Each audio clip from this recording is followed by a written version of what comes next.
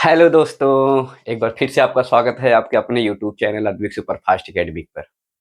बच्चों, इस टाइम हमारा चल रहा है पीरियोडिक टेबल, जिसमें हमने 3-4 क्लास ले लिए हैं, जिसमें हमने पिछले सारे वीडियो में आपको इलेक्ट्रॉनिक विन्यास और इलेक्ट्रॉनिक विन्यास के आधार पर हमने आवर्त सारणी बनाना और साथ में हमने आवर्त सारणी में तत्वों को भरना और साथ में इनका क्रमांक, ये सारे पॉइंट हमने पिछले सारे वीडियो में क्या किया है, समझा दिया है। जिसको हमने एक प्ले लिस्ट भी बना दिया है आवर्त सारणी, आप चाहे तो वहां से क्या करते हैं, पूरे वीडियो को एक साथ देख सकते हैं। उम्मीद होगा कि आप वह सारा वीडियो देख चुके होंगे, है ना। अगर वह सारा वीडियो देखेंगे तो आगे का क्लास पूरी तरह से समझ में आ जाएगा। तो आज के वीडियो को पूरी तरह से समझने के लिए एक बार हमारे साथ पूरा शुरू से आखिर तक बने रहिए, ताकि आपको वीडियो पूरी तरह से समझ में आ जाए। चलिए, आज हम सीखेंगे कि आवर्त सारणी की विशेषता क्या है। आज हम क्या सीखेंगे कि आवर्त सारणी की विशेषता क्या है।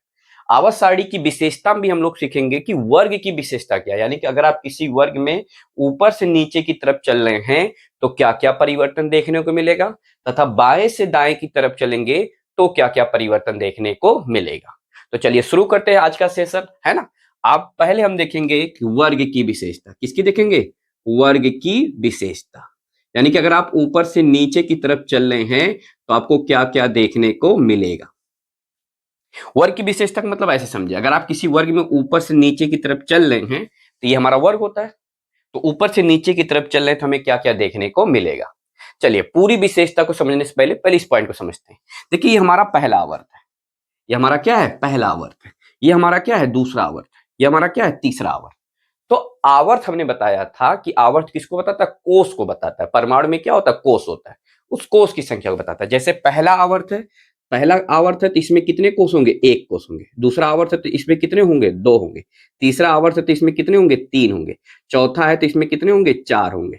पांचवा है तो कितने होंगे, पांच होंगे, है ना। इसी प्रकार छठवां होगा तो इसमें कितने होंगे, छह होंगे। सातवां होगा तो इसमें कितने होंगे, सात होंगे। इस तरह करके, यानी कि आवर्त हमारा क्या बताता है, परमाणु के कोषों की संख्या को बताता है। जानते हैं ना, कोई एक परमाणु, उसमें नाभिक होता है, नाभिक के चारों तरफ इस तरह कोष होता है। तो ये कोष बताता कौन है, कोष को बताता है आवर्त। यानी कि आवर्त परमाणु के कोष को बताता है। अब सोच के देखिए, इसका मतलब अगर हम ये चलें कि वर्ग में ऊपर से नीचे की तरफ चल रहे हैं तो कोषों की संख्या में वृद्धि हो रही है। जब कोष की संख्या में वृद्धि हो रही है तो बताइए परमाणु का आकार बड़ा हो रहा है कि नहीं। तो हमें पहला परिवर्तन ये देखने को मिलेगा कि अगर ऊपर से आप नीचे की तरफ चल रहे हैं तो परमाणु का आकार क्या होगा, परमाणु का आकार क्या होगा, परमाणु आकार बढ़ेगा। पहला हमें क्या पॉइंट मिल गया, यानी कि अगर किसी कोष में आप ऊपर से नीचे की तरफ चल रहे हैं तो परमाणु धीरे धीरे क्या होता जाएगा, परमाणु का आकार बड़ा होता चला जाएगा। जब बताइए परमाणु का आकार बढ़ेगा और परमाणु का आकार बढ़ रहा है, साथ साथ में उसमें इलेक्ट्रॉन की संख्या में बढ़ रही है, तो हम कहेंगे परमाणु का आयतन भी क्या होगा, बढ़ेगा। यानी कि दूसरा हमें पॉइंट ये मिल रहा है, परमाणु का आयतन वो भी क्या होगा, बढ़ेगा। परमाणु का आयतन क्या होगा, बढ़ेगा। समझ में, यानी कि सामान्यतः ऊपर से नीचे की तरफ चलेंगे तो परमाणु का आयतन धीरे धीरे क्या होगा, बढ़ता चला जाएगा। तीसरा अगर हमें पॉइंट समझिए, परमाणु त्रिज्या की अगर हम बात कर ले, परमाणु त्रिज्या। अब पहले ये समझे कि परमाणु त्रिज्या एक्चुअल में कहते किसे। देखिए, परमाणु त्रिज्या का मतलब क्या होता है कि नाभिक से वाह्यतम कोष के बीच की दूरी को हम बोलते हैं परमाणु त्रिज्या।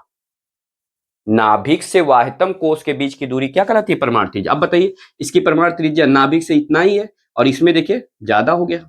यानी कि अगर आप ऊपर से नीचे की तरफ चल रहे हैं तो नाभिक से वाह्यतम कोष की दूरी बढ़ती चली जा रही है। इसका मतलब हम कह सकते हैं कि परमाणु त्रिज्या क्या होगी, बढ़ेगी। परमाणु त्रिज्या भी क्या होगा, बढ़ेगा। यानी कि अगर आप किसी श्रेणी में, किसी वर्ग में ऊपर से नीचे की तरफ चल रहे हैं तो परमाणु की त्रिज्या धीरे धीरे क्या होगी, बढ़ेगी। अगला आपसे पॉइंट थोड़ा समझिएगा, परमाणु त्रिज्या की अगर हम बात कर ले तो अगला एक हमारा पॉइंट आ जाता है, आयनिक त्रिज्या क्या होता है। थोड़ा समझिएगा, आयनिक त्रिज्या का मतलब क्या होता है। देखिए, होता क्या कि इसके वाह्यतम कोष में इलेक्ट्रॉन होता है। इसके वाह्यतम कोष में क्या होता है, इलेक्ट्रॉन होता है। और जब हम इस इलेक्ट्रॉन को त्याग कर देते हैं तब हम ये कहते हैं कि आयन हो गया। क्या हो गया, आयन हो गया। और जब आयन की जो त्रिज्या होती है उसी को हम आयनिक त्रिज्या बोलते हैं। अब होता क्या समझिए, हमारे पास जैसे मान लीजिए बाहर कोष में ये 5 इलेक्ट्रॉन है। कितना इलेक्ट्रॉन, 5 इलेक्ट्रॉन। तो अंदर भी 5 तो प्लस होगा, ऐसे समझिए। नॉर्मली अगर हम बात करें, हालांकि 5 से ज्यादा होगा।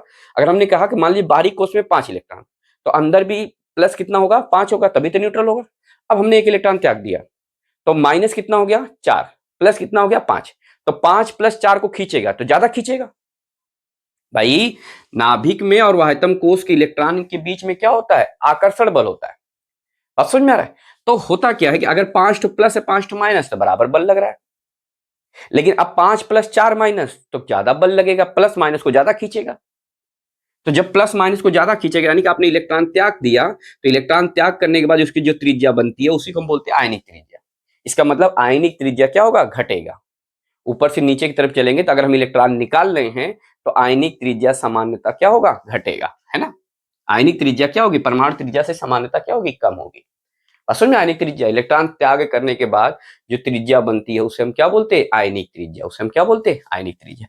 लेकिन ध्यान रखिए एक चीज और समझिए, अगर हम एक ही में बात करें तो आयनिक त्रिज्या, लेकिन समझिए फिर भी यहां पर अगर हम बात करें तो अब यहाँ पे चौथा है, चौथे के बाद पांचवें वाले में तो आयनिक त्रिज्या थोड़ा सा क्या होगा, ज्यादा ही होगा। आयनिक त्रिज्या, आयन को त्याग करने के बाद जो त्रिज्या बनती है उसे हम आयनिक त्रिज्या बोलते हैं।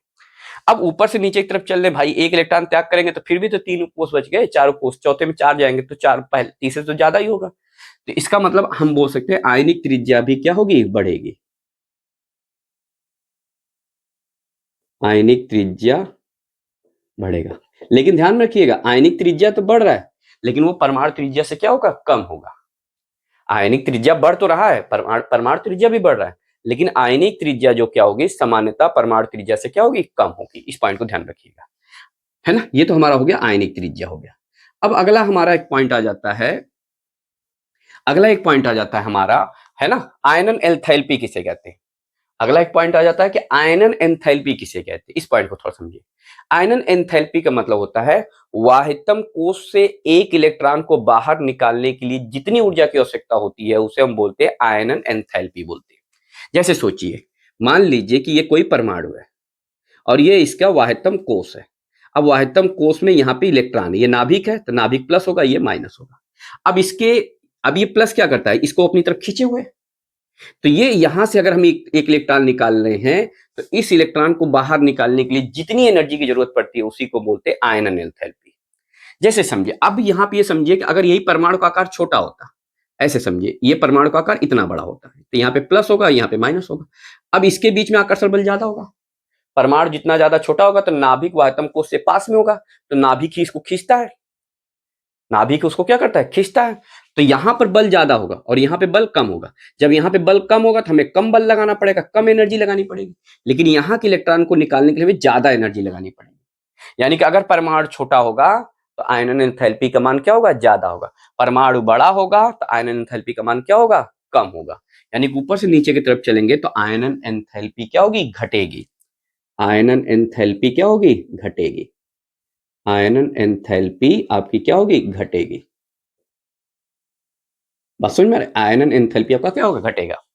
फिर से, आयनन एंथैल्पी किसे कहते हैं, किसी परमाणु के वाहितम कोश से बाहर इलेक्ट्रॉन को बाहर निकालने के लिए जितनी ऊर्जा की आवश्यकता होती है उसे बोलते हैं आयनन एंथैल्पी। क्योंकि परमाणु छोटा है तो नाभिक वाहितम कोश से पास में होगा, तो नाभिक वाहितम कोश पे बल लगाता है तो ज्यादा बल होगा, तो ज्यादा बल होगा तो हमें ज्यादा एनर्जी लगानी पड़ेगी।